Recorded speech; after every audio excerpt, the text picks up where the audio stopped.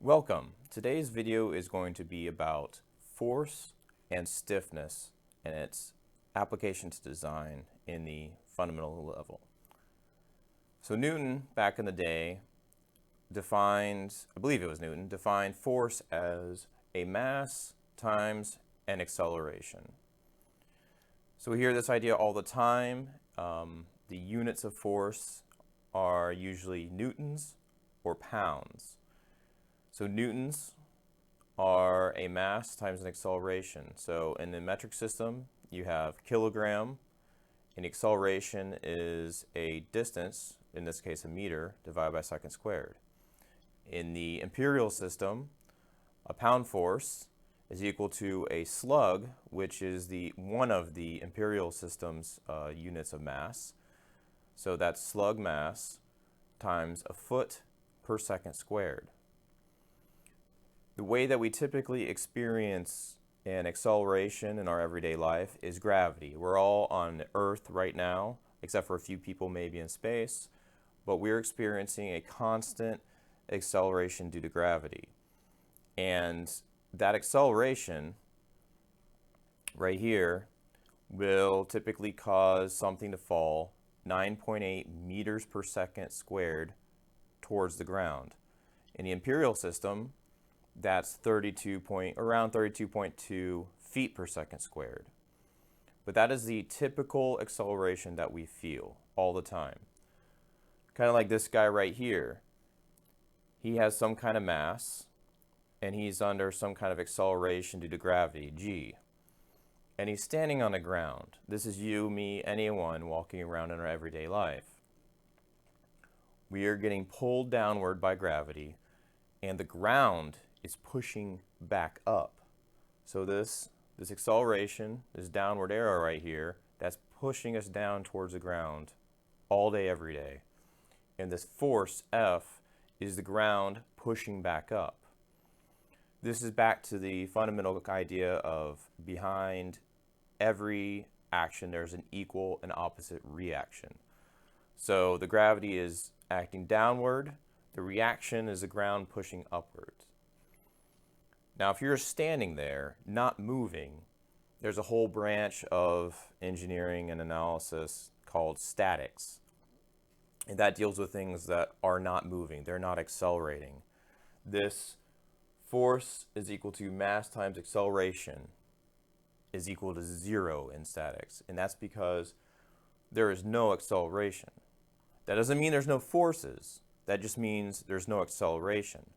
On any given object, if there is no acceleration, that means the forces are balanced. So in this case, our guy here, standing on the ground, he's not moving, he's not accelerating.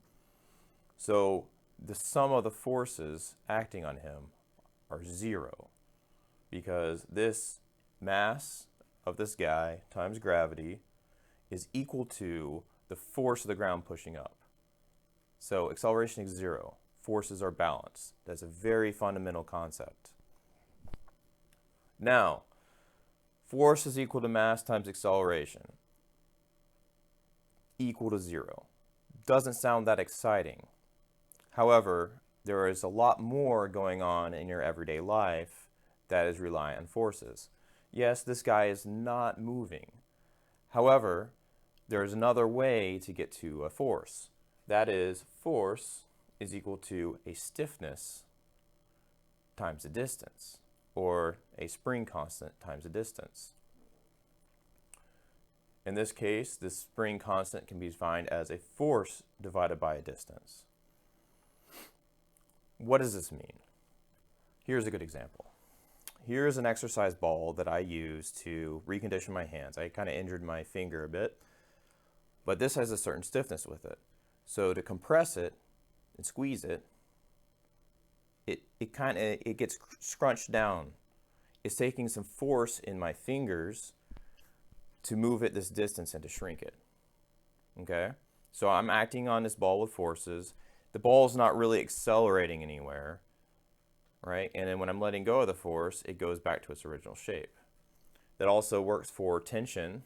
If I pull on it with a certain amount of force, this part of the ball stretches. So this is a pretty soft ball. Something with higher stiffness, if I squeeze it, it takes a lot more force to squeeze this ball. That's because it's higher stiffness. And if I pull on it, it's equivalently, there's a stiffer rubber thing here. If I pull on it, it will stretch and move a certain distance under certain force, but it takes more force to move this ball and to pull on these parts of the ball than it did for this. And that's because this orange ball is a lot more stiff. But why does that matter? So let's think about this. This guy in his everyday life, he's going to walk around and experience the world in a certain way. He's walking around and forces are acting on him all the time. And if he steps on soft soil, he's going to experience the squish of the soil. And the soil, that squish that he experiences is actually the soil contracting a little bit and being compressed. If he walks on concrete, he's going to notice how stiff the concrete feels. And so what that is a variation in stiffness between soft soil and concrete. So let's look at this. So there's a force, this guy right here, he's walking around, gravity's working on him. The ground is pushing back up with force, otherwise he'd be falling. The same force, equal and opposite, acting on him is acting downward on the ground. So the ground is actually getting squished some distance. This happens all the time, everywhere you're going. Even though you do not feel the concrete that you're walking on getting squished, it is so stiff, it still squishes just a very tiny bit, something that you cannot see with your eyes. If you were to measure it with certain equipment, you could notice that deflection, that squishiness of the concrete. Steel is the same way. Steel is really stiff, and you can measure that contraction if you were to stand on something that was steel, but it would be imperceivably small to you unless it's a really thin piece of steel. So stiffness is an incredibly important concept for any designer to understand. And what we'll get into later in a future video is going to be what drives this stiffness.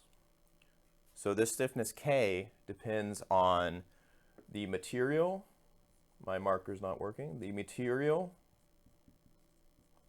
that what you're experiencing in the world is made out of. And in the instance we just talked about, concrete is incredibly stiff material. So that in general, if you make a shape out of concrete compared to a shape out of rubber, the equivalent shape, exact same size, shape, other features of that, the concrete is always going to be stiffer than a rubber. But that's only one component. It's also a function of the geometry of the shape. So if you make a very thin, like say, object, like say an aluminum can. Aluminum can is very thin, but aluminum is actually very stiff. Your bicycle may be made out of aluminum, and you don't really feel it moving. It moves a little bit, it squishes a little bit, but that's made out of the same material as aluminum can, where if it's empty, you can just crush it with your hand. That is a function of the geometry. Same material, but because you can crush it with your hand with a small amount of force, that geometry had a lot to do with the stiffness. So a lot of design is tuning geometry so that something that you are making, a part, a component, a device, you tune that geometry so that it's stiff enough to do the job that it needs to do. But what I want you to come from this is, or what I want you to get from this is, force is equal to mass times acceleration. That's typically how force is described. But the way that we experience forces, other than when we're driving in a car or flying in an airplane, we really experience forces more in the terms of force is equal to some stiffness times a distance. And like I said, everything you experience is like this. Everything gets shrunk or pulled apart a certain amount when you get a force on it. This includes the bones in your body. If you're weightlifting and holding a dumbbell like this, your bones in your arm are going to shrink just a little bit. When you remove the weight, your bones move back. If you were hanging from your hand, your bones are going to stretch a little bit. So this is fundamental to how you experience the world. And when you're doing something that requires precision in motion or movement, or where like certain things need to line up, those small stretches and contraction really matter all the time in design. This is something that you need to be able to understand. So that's the end of this video. If you have any questions, or if you have any suggestions or ideas or things that you are interested in learning in your design life, please comment below, and I'll see you next time.